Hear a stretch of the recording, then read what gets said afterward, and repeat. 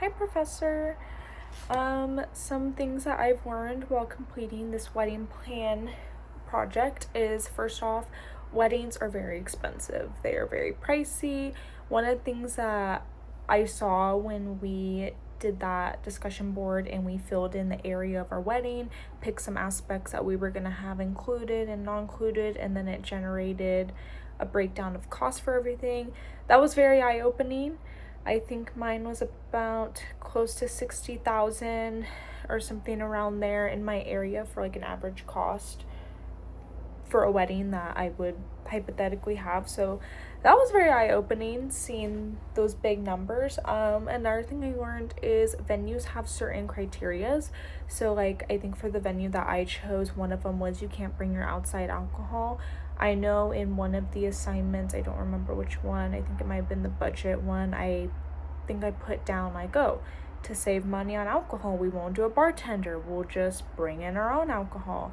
Then when we looked at the location, looking at the venue policy, I went and saw that they have a no outside alcohol policy, and that you would have to hire bartender vendors through them in order to have alcohol in your event. So kind of like stuff like that, where you think like, oh, I'll cut costs, but then you can't because the venue has restrictions. And then kind of like same thing with the time that you could put music on. I saw my venue has a midnight, all music needs to shut down. I think that is pretty average though for most events. Something else I learned is all small costs add up. So like while doing the budget, when we had a breakdown of like all the gifts that you would probably give out, maybe like to the parents and to the bridal party, to the groomsmen, even though it sounds like little costs, like $40 per person for each gift, it does add up quite a bit. So when planning a wedding, it's super important to consider all those little costs and realizing that nothing is a small cost. It eventually goes up to a bigger number. Something else was when we did the diversity assignment, I kind of like figured out that the diversity of your bride and groom and the guests, it really defines on what kind of wedding you're gonna have. So if the couple is religious, they're probably gonna have a religious ceremony, which means they're gonna have to have the wedding at a church.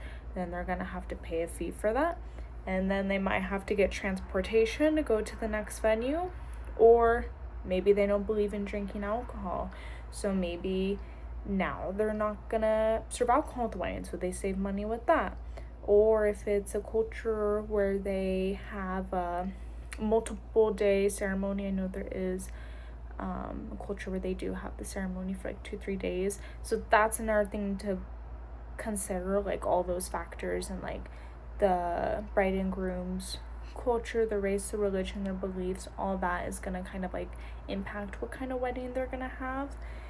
And then I think the biggest challenge I had when doing this assignment was the budget. I learned that the budget I initially set when doing this assignment, I think it was like 30,000, 35,000. That was not gonna cut it. That was just not gonna work. As I was doing the budget sheet and kept adding stuff in little by little, I started realizing that number was going up quite fast. So that was a challenge, trying to stay in budget.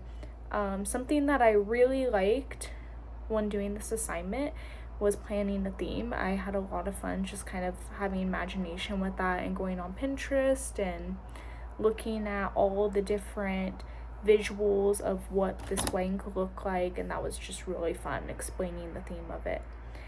Something I disliked, it was only because I just didn't like filling it out and didn't like seeing the big numbers, was the budget sheet. I think that was challenging. Like I said earlier, it's just trying to stay in a budget,